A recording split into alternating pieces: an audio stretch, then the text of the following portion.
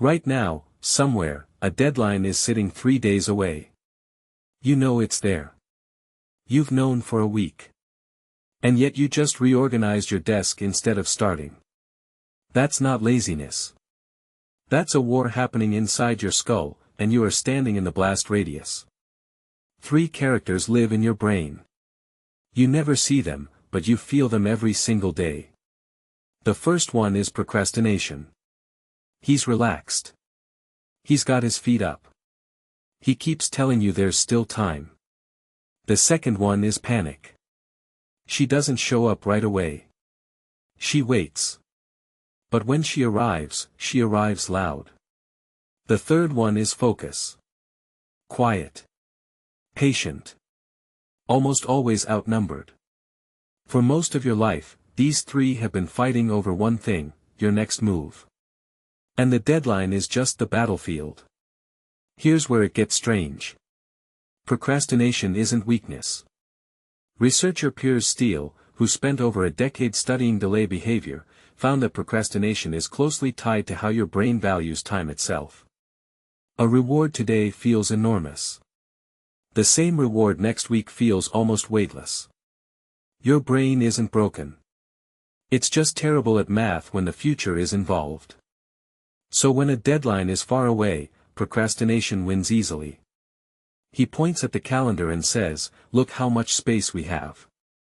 And your brain, wired to chase what feels good right now, agrees with him instantly.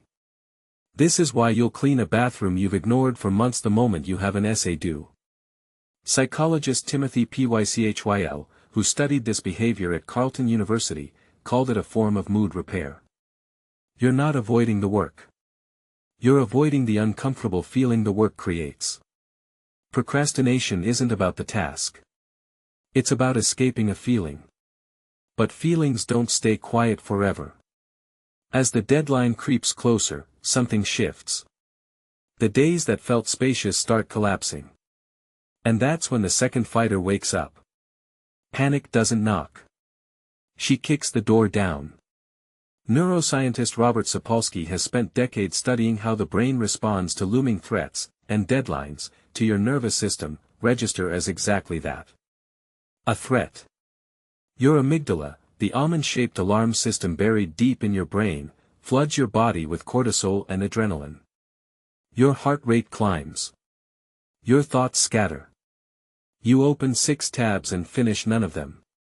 Here's the twist most people never notice. Panic feels like the opposite of procrastination, but they're cousins. Both of them hijack the same part of your brain, the limbic system, the ancient emotional core that evolved to protect you from lions, not late assignments. Panic doesn't make you productive. It just makes you loud on the inside. So if 2 of the 3 fighters are working against you, how does anything ever get finished?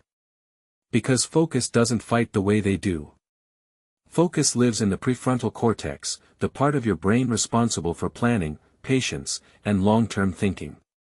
It's the newest part of your brain, evolutionarily speaking, and it's also the weakest under stress.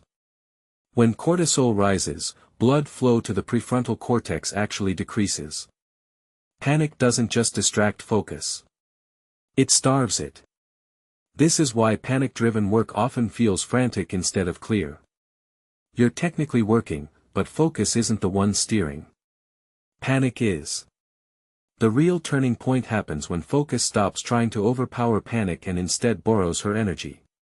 Studies on stress and performance, going back to the early Yerkes-Dodson research from over a century ago, show something counterintuitive: a little arousal actually sharpens performance. Too little, and you're procrastination, half asleep on the couch. Too much, and you're panic, spiraling in 6 open tabs.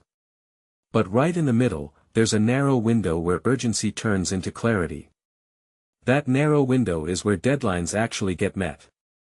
Not in calm, unlimited time. Not in blind panic. Somewhere in between, where your brain feels just enough pressure to care, but not so much that it collapses. Think about the version of you that pulled an all-nighter and somehow did excellent work. That wasn't chaos winning. That was focus finally getting a small window of quiet, right as panic's energy peaked and procrastination ran out of places to hide. Here's the part that should change how you see your own habits. You don't beat procrastination by hating yourself for it. Self-criticism, according to researcher Fuchsia Sirois, who has studied procrastination and self-compassion extensively, actually increases the likelihood of procrastinating again. It adds another uncomfortable feeling to escape from.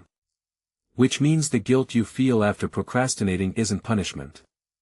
It's fuel for round 2.